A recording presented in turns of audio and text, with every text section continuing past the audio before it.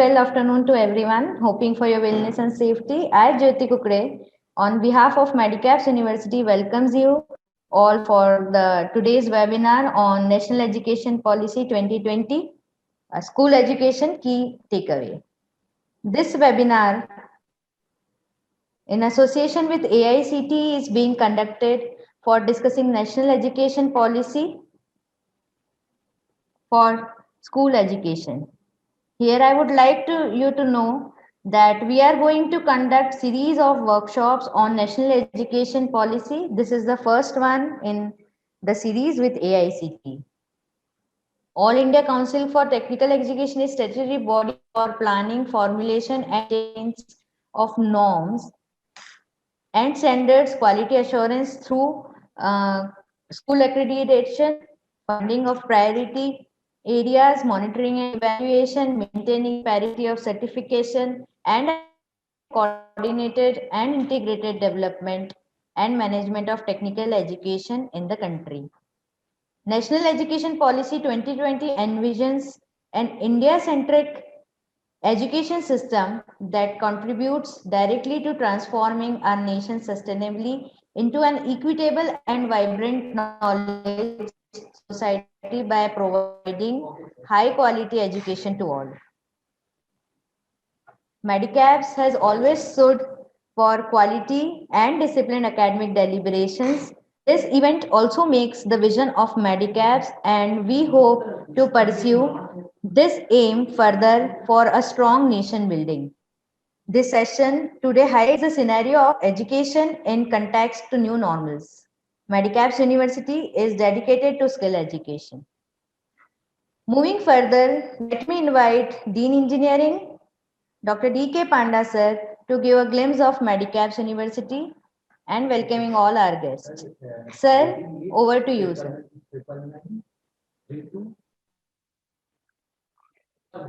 Very good afternoon to all. On behalf of Medicaps University, I welcome you all to this webinar, National Education Policy 2020, School Education Key Takeaway. I welcome our keynote speaker, Dr.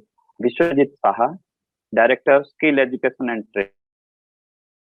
Training, CBSE, New Delhi. After his busy schedule, he has given us the time to grace this occasion. I am grateful to him. I welcome all the school principals and other participants to this webinar. At this outset, I have the privilege to introduce Medicaps University to the guests and all the participants. Medicaps group of institutions has started its journey in year 2000 with an aim to provide quality education to the students. In the year 2016, it is converted into Medicaps University to cater the student with the cutting-edge technology and spread its wings in various streams of education.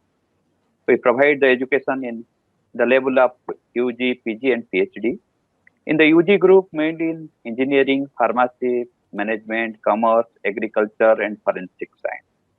And in postgraduate level, we are providing the MTech, MBA, MC, and MSc in science. In PhD level, from all streams, we are providing the education to our stakeholders. As per the new education policy, many of its points already Medicaps University has adopted since its inception. Further, Medicaps University has already adopted the CBCS system, that is the choice-based credit system, in the year 2016. But many other universities are still striving for it. For Medicaps University has claimed highest ranking in the central region among the private university as per 2017 NRF ranking. Medicaps University has earned many accolades, many rating agencies that as the university in the its placement is showing very high, and also in the each and every year we are going to be the #1 placement provider to our students. So near about 90%, above 90% placements is occurring in our university.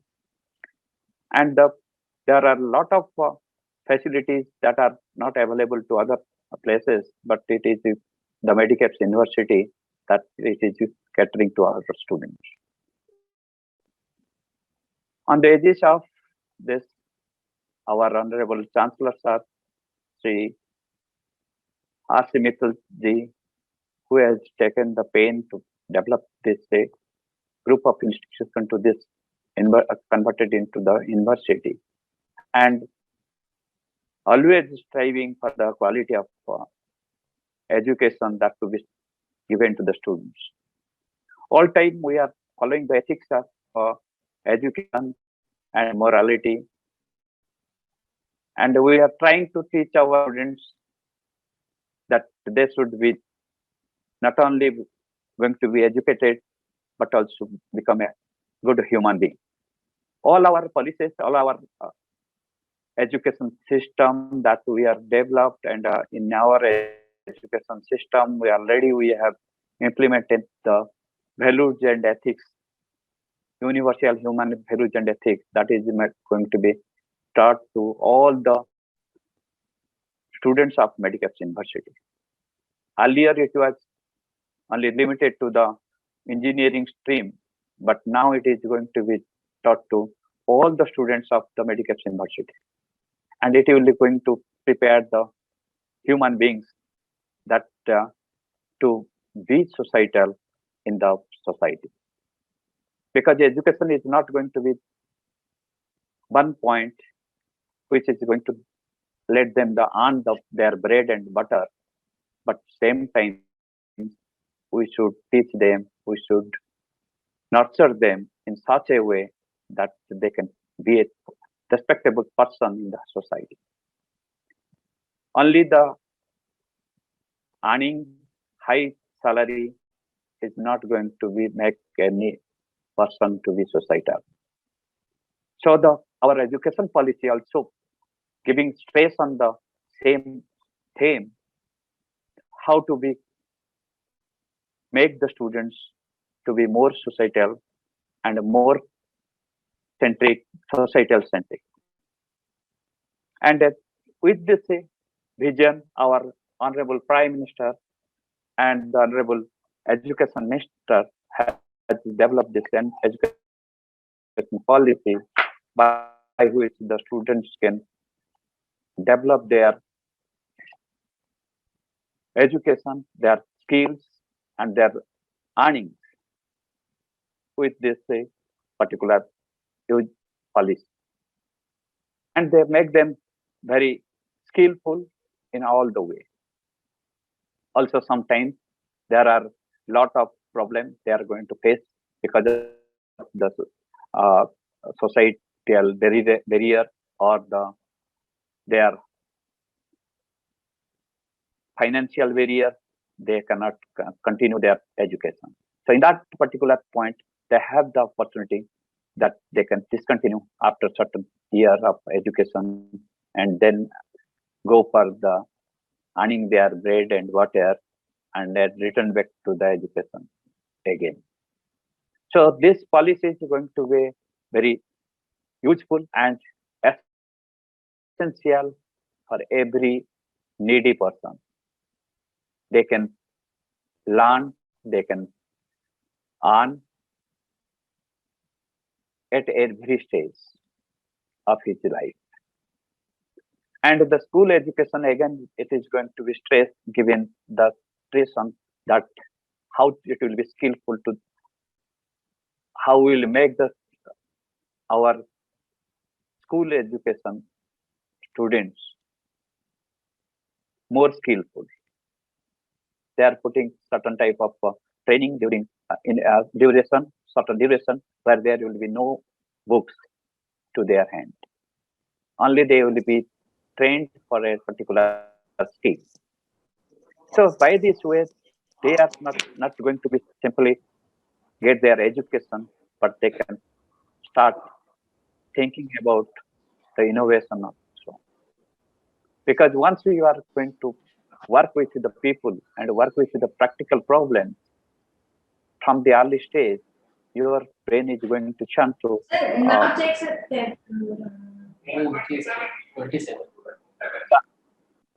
turn to the innovation also. So in this particular juncture, already our guest is arriving, and is going to take the next session. And I hope that all of you must be enjoy this particular webinar. Further, I will invite all the participants. They should come to our campus and visit our campus. And if at any time they have any opportunity, please inform us, and we will make you make you we will give you the facility that you can visit our campus and can check our facilities. Secondly, in our website, all the facilities and other informations are available. That is at www.medicaps.ac.in, and all other informations you can get from our website. And all time we are trying to be transparent to our work as well as our award. So with this particular aim, we are always be transparent in our work, in the also in whatever the information we are going to provide to each and every stakeholder. It is very authenticated. So many times we are finding out now the education system is not going to be catering the same, or they are not behaving in the same manner. So you should not fall prey of the falsehood and any type of malpractices. So with these words, I again welcome all of you to this webinar, and hope this webinar is going to be very light giving to all the participants. Thank you all. Good afternoon, everyone. Due to some technical errors on our guest or honorable guest side, it's being delayed. Please wait here. Till then, let us discuss the national education policy. Dr.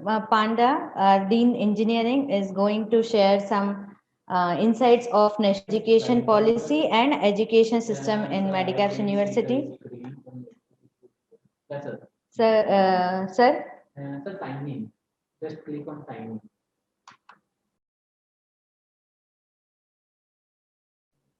in. Sir? Right.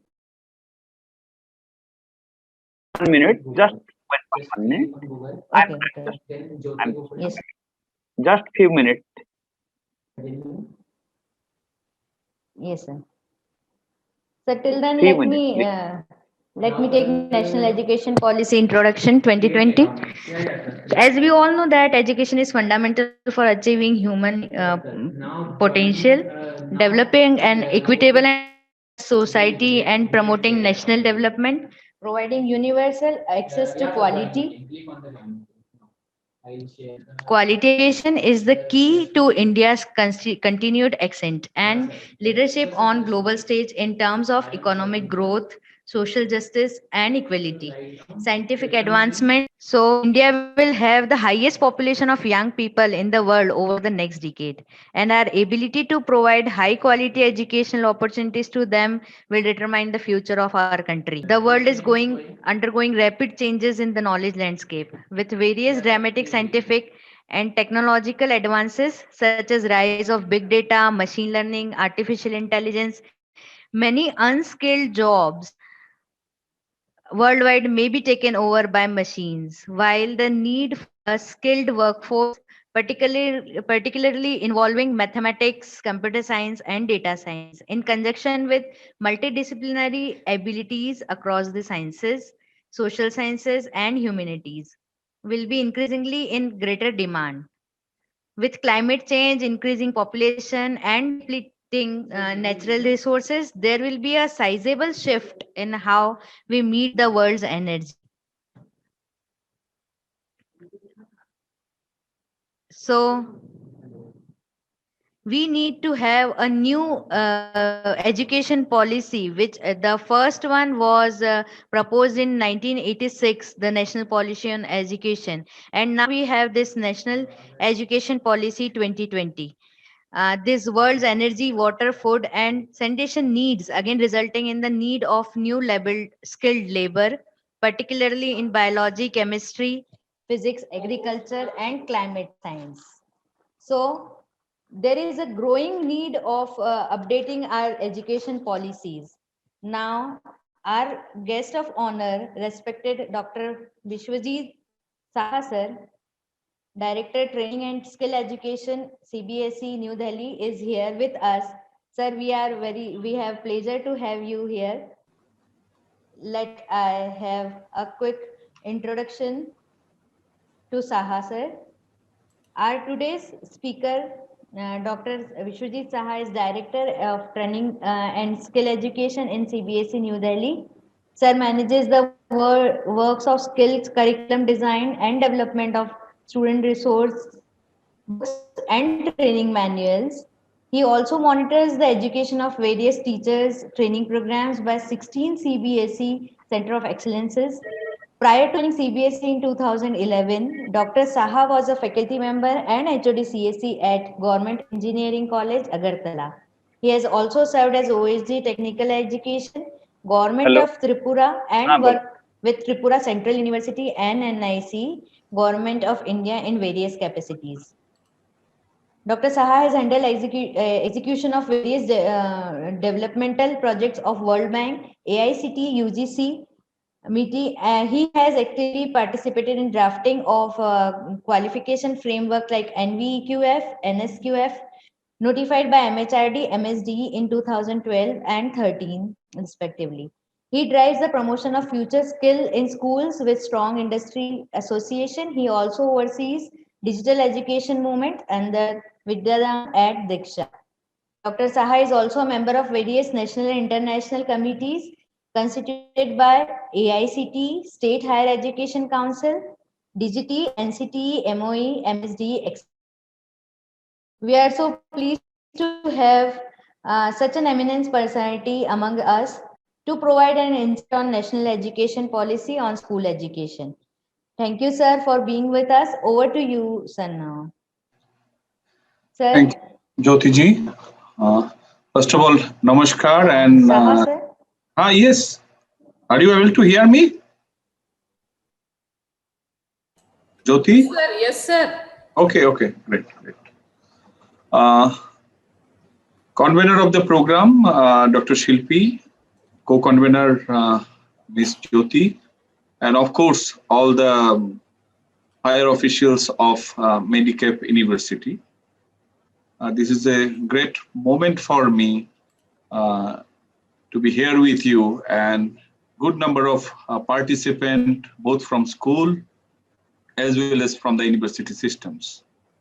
So NEP 2020, I think the vision document is already in place, and over a period of time, the multiple sensitizations programs are happening across the country, and not only here in India, even abroad. Many CBSE schools, because we are present in more than 28 countries. So our teachers, our school leaders, they are also actively engaged in this mission. Besides this, the multiple international organizations, they are also very much actively focusing on this NAP and try to extract so many good components which the other country over a period of time is definitely going to be benefited. But our concern is not that. Our concern, how with the help of these vision documents, we can create a positive synergy over here. And especially how we can remove the disjoint between school to college and colleges to university. And in the third pillar is university and colleges to industry. And again, school to industry. So there are a lot of components which we need to see at this point of time, because one way in every forum, we are discussing about 21st century skill, but how to bring this in the classroom and how our curriculum would be mapped so that NEP talks about competency-based educations, how it is going to be delivered into the systems. The third agenda is assessment reforms. So far, wherever and whatever question paper and question bank we discuss, be it any university's master level examination, college UG, whether it is BA final year or BSc physics honors paper. So university to university and school board to school board, there are a lot of variations. In terms of curriculum, if we look, there are a lot of similarity. But in terms of assessment, there are a lot of variations. Now, okay, one way, if every child is unique, then definitely this kind of multiple assessment strategies is also foolproof. But while segregating a lot from on merit basis, then so many different dynamics are coming. So these are few issues we need to understand, and accordingly we need to prepare a roadmap so that national education policy can be implemented in school, college, and university systems in letter and spirit. Now, policy, as for the school leader, my request would be to focus first of all on FLN component. So there are multiple components on this particular policy. So if we look into early childhood education, the present systems of education delivery, the early childhood education is mostly unregulated.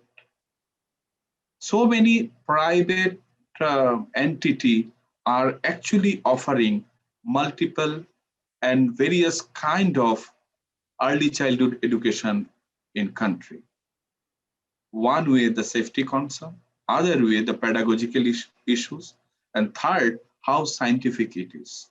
So every organization is claiming their product is the best product.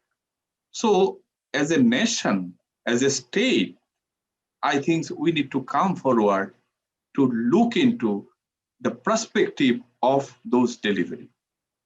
It is not in terms of regulations, but in terms of process sensitization, so that whatever educations are being delivered and acquired by the citizen, then who is going to bet all those formula? So NCERT as a body, university as a body, their education department as an entity, the faculty member can come forward and help the state to visualize this kind of process delivery. Otherwise, it is 10 types or 20 types of education's delivery will be there. And maybe somewhere it will suit our requirement and somewhere it will create a lot of redundant outcomes. So there we have to have concentrated effort so that we can create a positive coherence in the ecosystem. The third one is that research on these dynamics, because university students, those who are into PG level or even at the final year of UG level, interested to go for the research dynamics, they can easily rope in any schools, and especially this foundation learning the numeracy and literacy skills. Because the gap, one's gap, that gap to be minimized, and for that we need many years. Now there is a systems of assessment. I think many school board, including CBSE, we are not concentrating especially 1 to 8 or even on 9. So autonomy are there with the school. Now a school can create a 30 question paper for 30 students. We don't mind for that. It is not the race to declare one single first or second or third and who pass or fail. It is a matter of same is you have to plan for your education delivery, the curriculum transaction process. And if you are really active on that process, then assessment, here we need to focus upon, based on the understanding of the student, we are supposed to judge the learning outcomes which are deliverables. But now we are putting a single question and we are testing and benchmarking a lot, which is not required at all. So if teachers, the class teachers or school leader thinks that we can set 30 separate question paper, I think that freedom is very much with you. Our objective is to test the learning competency, not the same way. The inclusiveness, we have to grow in the ecosystems, and it should evolve over a period of time. The present systems, and over a period of several decades, we experimented the same structure and same philosophy. I think somewhere we are puzzled, and we need to remove that. Then only the perspective of new education policy can be set in a right spirit. The third component of policy, and especially for the school, from class 6 onwards, introductions of vocational skills, pre-vocational skills, or activity-based learning. And policy talks about no hard separation. I'm happy that university has hosted the program and school leaders are joining. So no hard separation would be meaningful if university systems allows the student with any subject combination. Now, many a times we confused, yes, 10+2, this subject combination, that means you are eligible for these subjects at UG level and this subject at PG level. Why can't up to 10+2? Because our model of delivery is 5+3+3+4. So the last 4, whether it is 9, 10, and 11, 12, the design would be such that over a period of time, that multiple level and multiplicity in the subjects offering would be there in years to come. And then a student can choose and opt for different kind of subject combination, because the bandwidth is now bigger, 9 to 12, 4 years. But if we look into it with the present scenario, 9, 10, and 11, 12, of course that exit level would be there. But if we look into a combined form, then we can set some vision on that. So we have to understand the UG level requirement. So first I'm stressing on the higher educational requirement. So at UG level, whether student is going to join BA first year, BCom first year, BSc first year, BVoc first year, BE BTech, or LLB, or any other courses of specialization. Now, what are the requirements? It could be fashion design, it could be journalism, it could be hotel management, any damn career. What are the fundamental requirements for the first year? Be it Agri-BSc or biotechnology, name any subject. So that requirement is not specified yet by any university in the country. Simply they announced 10+2 with PCM, PCB, and some other typical subject combination. Now, these combinations, how far it is justified? For last 50 years, the same set of combinations are being followed by the university systems.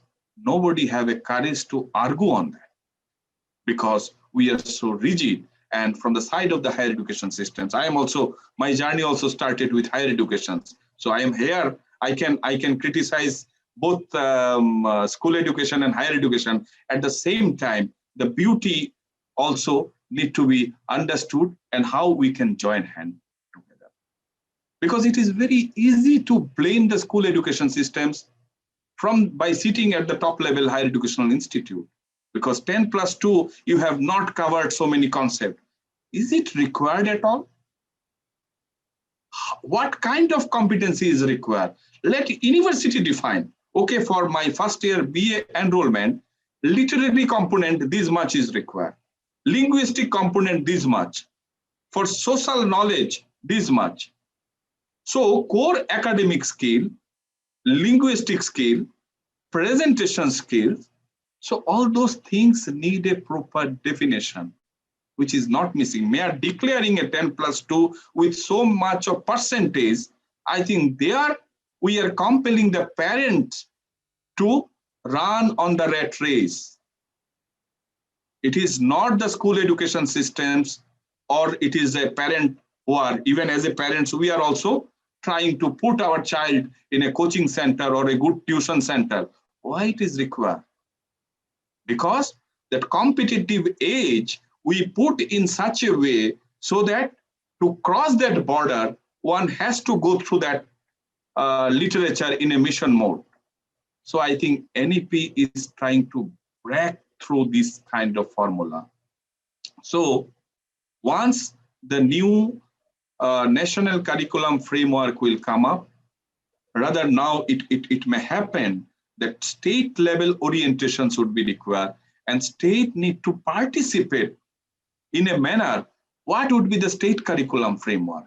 So let state decide, okay, for my state, for my district, for my block, or for my panchayat level, this kind of nomenclature would be highly active.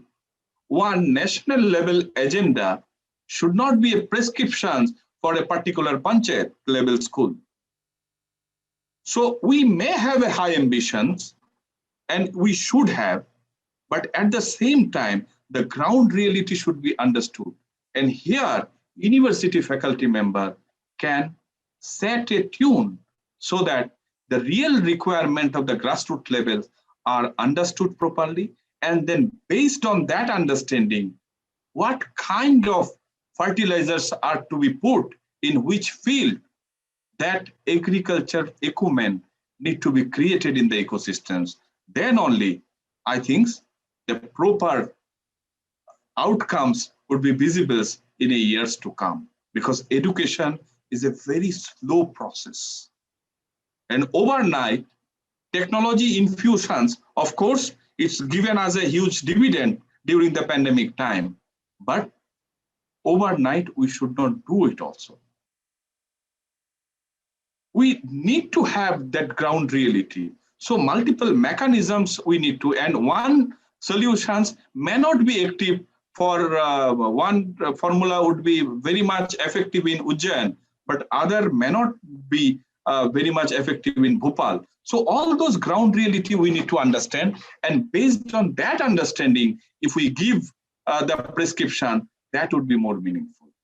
So there are larger spectrum which policy talks about. So one way it talks about product, which is fundamentally that uniform standard setting. Standard setting and quality education is definitely, although pandemics given other route to discuss the learning loss and other parameter, but NEP by 2030, our vision of the nation where the multiple crores of students are being enrolled from school to colleges and university level.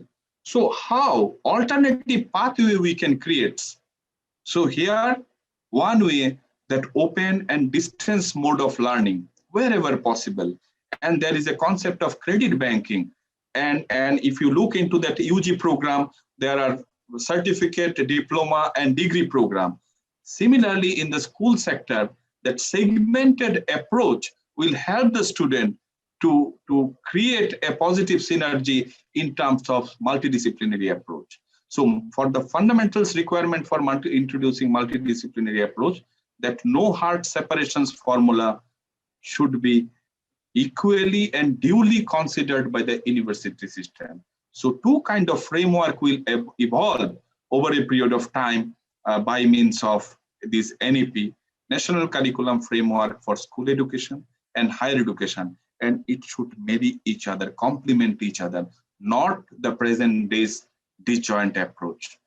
So We are not here to blame or criticize each other, but how we can complement each other. And third objective of this NEP is how we can create a positivity among the parents, because parents is a fundamental pillar in the education system. But most of the college, university, and school, we try to neglect. Don't take it otherwise. In university systems, other than cultural event, I think parents' interactions is hardly visible in this country. So usually my experience is only with the convocation. So admissions to final year results, parent interactions only for the student who are doing some mischief in the university campus. Even for the great and bright child, if parents some way known to the teachers, so maybe sometimes some WhatsApp and some phone calls goes to, okay, your kids is very, very bright and doing well. So that kind of encouragement tone is there for a selective few, but otherwise our faculty-student relationship, it seems to be very much professional. So be it school, college, and university systems, I think that the factor LOVE need to be evolved in a different terms. Policy somewhere trying to spell out this agenda so that the cultural ethos and value systems of Indian Gurukul Parampara, how really it is meaningfully implemented in the systems. I think somewhere down the line, as I have mentioned initially, the other country are following our ethos and value systems and trying to create a dignified life over there. But we, somewhere down the line, over a period of last 1 or 2 decades, a degrading journey we have initiated, and a line of separations we have put somewhere. So by means of this NEP, can we minimize this gap? And ultimately, parent, teacher, student, industry, and community, how a positive synergy we can build. I think policy somewhere trying to spell all this agenda so that one-way competency-based learning outcomes-based education, be it schools or college and university. And fundamentally, I think higher education's perspectives, you people are very much experts to explain the research foundations and other capability enhancement issues. I am not touching today, but that fundamental rigidity between the systems need to be removed. And here, I think more consultation is required, and how we can engage the parents in both the systems, because there are so many good parents who are working with the industry. There are so many good parents who are working with the university systems. But if they like to help, extend their help to the school, the reluctance is somewhere it's visible from the side of the school management.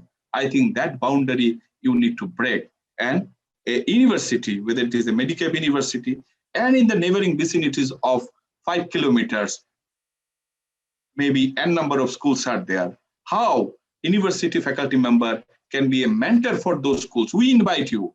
This is an open invitation. So for teachers' capability development, for parents, teachers engagement, how university faculty members can be roped in. I think today those school leaders who are participating from your city or neighboring city, next day plan with this great holy wishes. You write a letter to the vice chancellor or college principal. We need your support. And wherever you feel the school leaders, our school leader, because we are very much confident on our CBSE school principal and their team, they are very competent and they have huge knowledge, not only on the subject, but school management and on leadership. So wherever university feel, okay, your education technology department or education department or any your research department, you can invite them. Then only to and fro and complementing each other, that process will start. I think through this dialogue process, we can create a new generation principal, a new generation's faculty member. And also the last agenda, we are striving for a good teachers. Many a times, even with me, the institute where I was not eligible to take admission, there I have joined as a faculty member. My name in the merit list, it was not, they are in the waiting list, not in the direct admission list. I was not qualified. So similar fate is there in many educational institutes. So why I am quoting this kind of example? Because we need to invite the bright students to be there with us, be it in school, college, and university system. Otherwise, the government agenda on national resource foundations, their huge chunk of money are going to be propel that research dimension. Who are going to take that baton? I think you, the teachers, we, the teachers, need to encourage our students to take this kind of job role. Not after failing elsewhere, we are coming only for the teaching fraternity. Thank you very much for inviting me. And if there is any questions, I can respond and take up few. Thank you.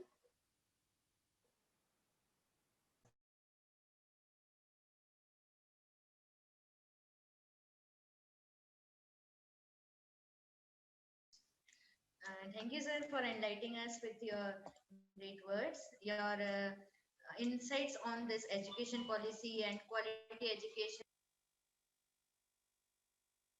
College faculties will definitely help us to improve education in near future. If there is any query, the participants, I request you to write down in chat box, or you just raise your hand. Let us unmute you for a discussion.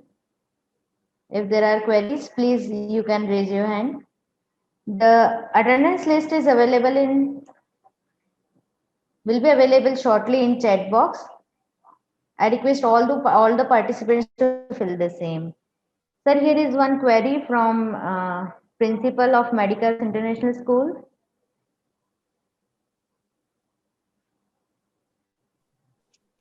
Good afternoon, sir. Ma'am, you can, yes. Good afternoon, Ji. Please. Sir, I would just like to know we have mentioned about the bilingual books which are going to be there in the market. Could you let us know when are they likely to come? You see, CBSE is not publishing any book. So whatever we publish, these things are there very much in our websites. For some, that bilingual options are there, but mostly in English. But we'll definitely take these things in cognizance so that our manuals and books are being translated in Hindi. So far, this NCERT is concerned, they are also very much onto it, and they are also translating the books mainly in Hindi and some of the selective regional languages. And these things are very much that soft copy is very much available in their website. And the print copy, NCERT, I think, is based on the school request, they print it. But in regard to the private publications and all, we can't comment on it. It's demand driven. So if any specific state has both bilingual versions or a specific Hindi or a Tamil version, I think the market dynamics will be there, and they are going to make it available for the public. Thank you, sir.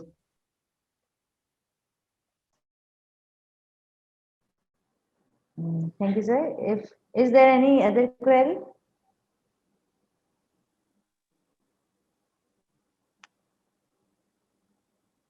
Fine, then if there is no query, I think we can pause here. Okay. Okay, sir. Let me call upon Dr. Shilpa Tripathi, Dean, Student Welfare, Medicaps University, for vote of thanks. Or we have, sir, more queries here. Can we take, sir, one more? One more question, because I'm having some other engagement, so maybe last questions we can take. Okay. Yes, sir.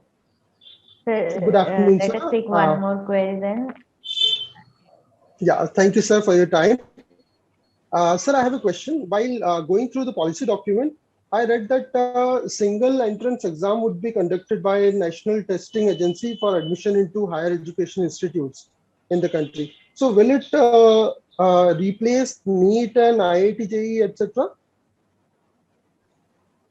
It's very difficult to answer these questions because National Testing Agency is a centralized body who are going to declare and decide on this agenda. One way, a single entrance for all central universities are very much under discussions, and maybe very soon NTA and ministry is going to give a light on it. But in regard to this NEET, JEE, and law, hotel management, or fashion design, the perspectives are different. Now, of course, NEP has given some light on it that competency need to be tested and aptitude need to be tested.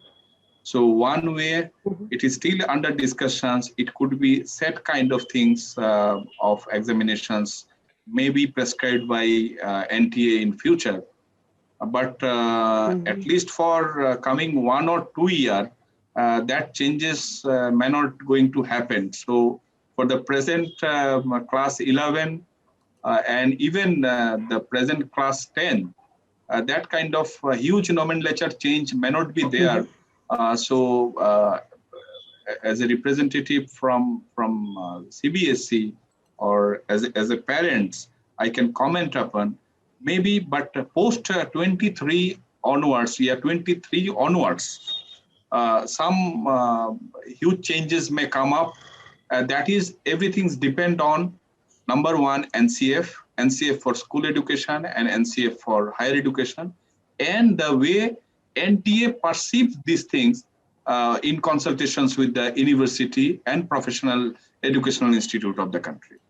So that decisions will be taken in light of NEP. But for coming 2 years, I believe, don't take it otherwise or don't socialize these things, because the government can decide on any matter on any day.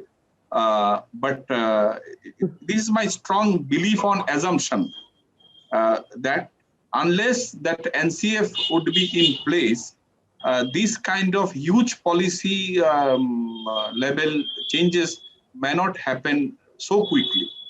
But of course, if all the universities of the country take a consensual decisions, yes, we agree with the same pattern. I think for NTA, it would be easy to decide on that agenda by giving a 3 months notice also. So let us be ready and hope for a positive outcome. Thank you. Thank you, sir. Thank you, sir.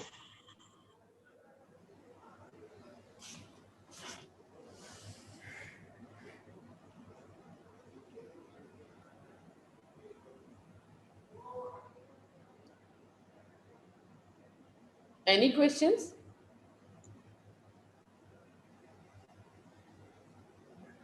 I think we can close here. Okay. Thank you. So at this outset, respected Dr. Saha, Director, Dr. D.K. Panda, Dean Engineering of Medicaps University, all the dignitaries present virtually, a very warm good evening. First of all, I would like to convey the message of our Honorable Vice Chancellor, Professor Sunil K. Somani. Due to some urgent meeting at Delhi, he could not join this webinar. And this area of education, training, skill development, all these are very, very close to his heart. And believe you me, we at Medicaps University have already started working in these areas related with the higher education, which are mentioned in this policy since 2016, since the inception of this Medicaps University under his guidance. And now we are seeing the positive results of our efforts. So same will be the case with the school things. VC sir has expressed his best wishes to all the school principal, teachers and the participants, with the hope of joining hands in shaping the future generation to face the future challenges. At present, this pandemic, we all know, has affected all of us by one or the other ways. In such a pandemic time, also, our leaders are busy in preparing this draft and finalization and the implementation of this national education policy. Taking this period as an opportunity of getting all of us online, we have exposed ourselves to a virtual world. We learned lots of things about the national education policy. Lots of discussion have been done on this document. The advantages, the challenges, and the planning for the proper implementation is still continuing. The potential overall that NEP 2020 have will require a genuine move to widen the people's mental horizon. I believe it is essential for children to have a balanced education and hands-on vocational training to prepare them for this professional world. There are many challenges, as said by Dr. Saha, like these training and skill development of the teachers, the shortage of teachers, the timeline, the required infrastructure, dynamic issues, the problem of assessment, um, unregulated education, etc., etc. But we believe that we will definitely come out with the flying colors. The implementation of this policy will definitely help in transforming the India's education system, and soon we will become the first among the developed countries. With this, first of all, I would like to heartily thank to Dr. Biswajit Saha for his humbleness, for accepting our request, and for sparing his valuable time for this thought-provoking words on NEP 2020. Thank you so much, sir. I extend my gratitude to the our august body of technical education, that is AICTE, for uh, joint organization of this webinar. At this juncture, my sincere thank is due to the management of Medicaps University, the Honorable Chancellor Sir, Honorable Pro Chancellor Sir, for their extended all-round support. Me and my team is also grateful to Honorable Vice Chancellor Sir for his constant motivation, encouragement, and guidance. Here, I would like to quote that in spite of his busy schedule in Delhi, he called and wished us good luck. And I mean, you can see the level of his involvement. Thank you so much, sir. I would like to thank Dr. D.K. Panda, who always remain with us for firefighting anytime, any place, anywhere, with a very positive energy and a smile. Thank you, sir. Uh, Heartily thank to my team who made this webinar to happen. Uh, we can see the level of participation. We have participation across India. I mean, I have participation from Indore, Mandleshwar, Hyderabad, Dehradun, Warangal, Gandhidham, Kota, Mumbai, Latur, Ajmer, Bhuj, Sihor, Bhopal, Jaipur, lots of cities are there. So for this, I would like to thank the Dean Admission, Mr. Mohsin Sheikh, for his support in circulating this complete information among you all. The co-convener, Ms. Jyoti Kukade, very sincerely, she ensured every best for this webinar. Suryakant sir, Amrita madam, Mayank sir, Gajendra ji for their all-round support. I thank all who supported us directly and indirectly for happening of this webinar. Last but not least, I express my sincere thanks to all the participants without whom this webinar could not happen. Thanks to all the principals of the school for the wide circulation among your teachers. That is why that is why we have participants from the schools across India. I believe that definitely by this session we'll start working towards the proper implementation of national education policy, and we can contribute in the nation building by our own way. I'm sure you all have enjoyed this webinar. Hope to see you soon. Thank you once again. Thank you.